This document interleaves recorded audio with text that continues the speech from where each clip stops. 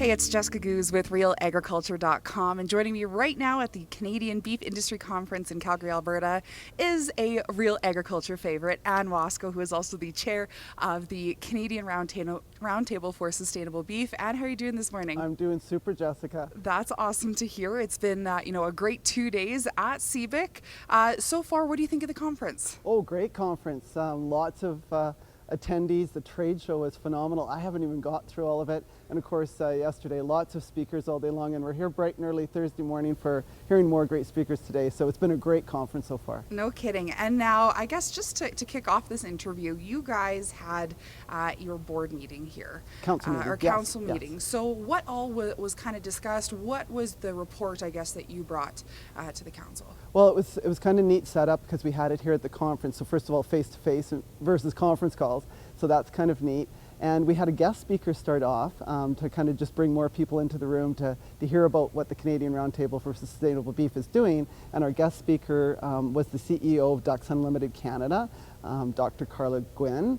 And so she gave a great message for cattle producers in the room and our other stakeholders, because remember that the makeup of the Canadian Roundtable for Sustainable Beef, our membership is a multi-stakeholder group of retailers, food service, packers, NGOs, government, academia, producers, cattle feeders, right? So everybody was in the room. She was bringing the message about how certainly conservation groups, and in this case in particular, Ducks Unlimited Canada works closely with, and it only makes sense for, ducks. One of her quotes was, ducks need grass and water, cattle need grass and water, so lots in common. It was a great message, and she had a really moving video that I think is going to be up on the Ducks Unlimited Canada site that kind of ties it all together. So that was great.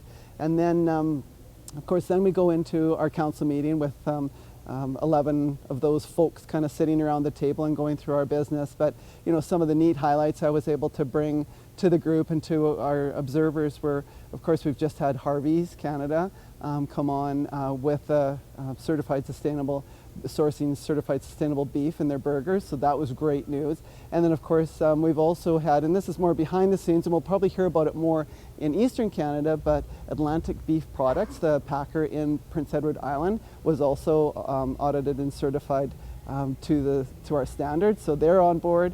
And we've had 3 further distributors also audited and approved in the last little while. So some momentum going on. Mm-hmm. And I think, long story short, Jessica, is you're going to see more of that certified sustainable beef logo on more products here at both food service and retail. Mm-hmm. And that's what we want to see. Now, how critical is it? You mentioned it there, that Harvey's is on board. McDonald's obviously was the big one, first one right off the bat, right? How critical is it to have these companies, jump on saying that they want that CRSB logo? Well, certainly, don't forget, Jessica, they're here because they're hearing it from their customers, right? Their consumers, the people eating beef, are saying, hey, we're interested in this, we want to know about this, and so that's why the whole roundtable was started in the first place, and the whole certification body, so we can stand up and say, hey, we can prove it, we're certified to these standards, and we can stand behind it. So it's not just, oh, trust me, we did it. These are certification bodies, third-party audits, and to stand behind it. So it's the end user asking for it. So as suppliers, we're doing what we're being asked to do. So that's the great news. Mm-hmm. With the momentum that you're talking about here, how receptive have producers been in order, or when they're getting on board? I mean, obviously, I would say that it would be quite receptive. Quite receptive, but don't forget, things change slowly in our business, especially, at the cow-calf level, we often make, marketing decisions once or twice a year, and so those kinds of decisions aren't made daily. So it does take some time, but I think we're hearing each quarter in some of the supply chains that are going forward with certified sustainable beef, we are hearing more volume, and I think we're going to hear another update from Verified Beef Plus here very soon about a pretty big jump in the second quarter of this year. So I don't have those numbers, but okay. I'm being led to believe that the momentum's coming, but also, and I think you've heard this as you visited with other people at the trade show or around the convention, is there's still way more demand than there is supply. So that's a good thing. That is a good thing, and I'm sure it'll come with time pretty soon here or shortly. In regards to where Canada stands for sustainable beef compared to the global platform, how would you say that we're kind of not necessarily ranked, but how are we doing compared to maybe other countries? Well, again, some of the work that CRSB has done has been, first of all, when we first started in 2016, we'd completed a sustainability assessment of the Canadian beef industry. So that gave us our baseline that we can say, here's where we are. And then, of course, in a few years, we're going to do an update to that to say where we've gone. But that report gave us the science and the stats and the facts to say that we are one of the lowest in the case of greenhouse gas emitters, 2.4%. So sometimes when you hear these global reports like the one out from the UN last week and lots that have happened over the last few months, it seems like, that are using global numbers that are double digits, considerably larger than that, we need to say, whoa, use some Canadian data. We are leading the charge in terms of sustainability, saving grasslands,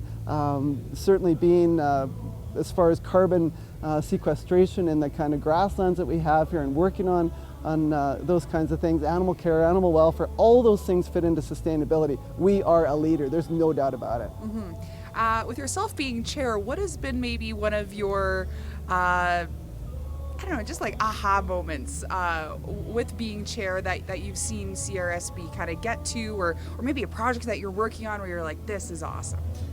Oh, wow, Jessica, that's a tough one. As a market analyst, because that's how I get to know Real Ag folks, is I think, and I've known this for some time, but our industry is hugely complex, right? And so building supply chains to, at the end of the day, provide certified sustainable beef to customers, you'd think should be an absolute no-brainer. So just the amount of work that's going into this process and this supply chain, I am so proud of.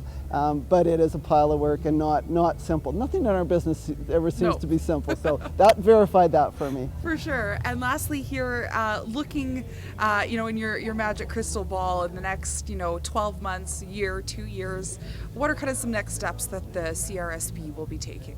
Well, certainly we've got some clear strategies and goals that we're moving towards, that our membership is, and that's one of the things that we'll get identified at our at our annual meeting in Montreal in September. So there's a little blurb for that if anybody wants to come. But certainly we're looking at continuing the momentum that we've got with getting more on board in terms of the certification program. But then we've also got another pillar where we work on projects and things to support sustainability advancement. So if there's things happening out there, we want to certainly be part of, whether it's letters of support or helping them build their ask or whatever the case might be. We don't have money, but we can help support things that are moving forward that way. So we've got lots of different avenues that we can be supportive of our membership. So it's a membership organization. We've got over 110 members. We want to be there to support them to carry this forward. Awesome. Thank you so much for your time, You're Anne. I very really welcome. appreciate it.